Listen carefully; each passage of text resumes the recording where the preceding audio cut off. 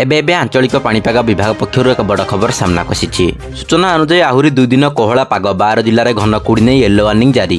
तेबे आग को केउ अंचल को केते प्रतिशत वर्षा हेब केउ अंचल को यार प्रभाव अधिकरू अधिक मात्रा रहिबो ता नै संपूर्ण अपडेट जानिबा। किंतु ता पूर्वरु वीडियो गोटे लाइक करंतु, सांगसाथी मानक सहित अधिकरू अधिक मात्रा रे शेयर करंतु। आपण माने जदि आम चैनल रे प्रथम थर पई वीडियो देखुतांती ताले बे सब्सक्राइब करी बेल आइकन को ऑन करी रखंतु, जहा द्वारा जेबे भी जे कोनोसी पाणीपागर लेटेस्ट अपडेट आपण माने सर्वप्रथम आम चैनल रे पाई परिबे। ताहाले लेट न करी चलंतु खबर ऊपर नजर पकाइबा। तेबे सूचना अनुसार राज्य में कोहला पाग सांगकु लागि रहिछि वर्षा, ताहा घन कुड़ी आवरण में ढांकी होई रहिछि अनेक जिला। तेबे आगामी 2 दिन पर्यंत एमिति पाग लागि रहिबो, एमिति कि वर्षा मध्य लागि रहिबो।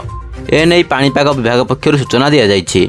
तेबे पाणीपाग विभागर आकलन अनुसार आगामी 24 घंटा मध्य राज्यर 12 जिले में घन कुड़ी देखादेब।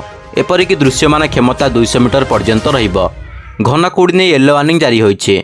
तेबे दक्षिण और उत्तर ओडिशार किछि स्थान में मध्यम धरणर वर्षा हेबार संभावना रही।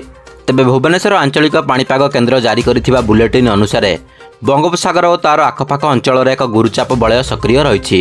यह छड़ा आउ एक निम्नचाप रेखा अभ्यंतरीण कर्णाटक अभ्यंतरीण ओडिशा जाए लंबी।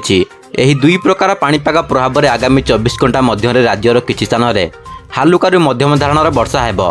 तेबे आज केन्द्रापड़ा, जगतसिंहपुर, कंधमाल, रायगड़ और कोरापुट जिलार गोटे 2टी स्थान में हालुका मध्यम धरणर वर्षा हेबार संभावना रही।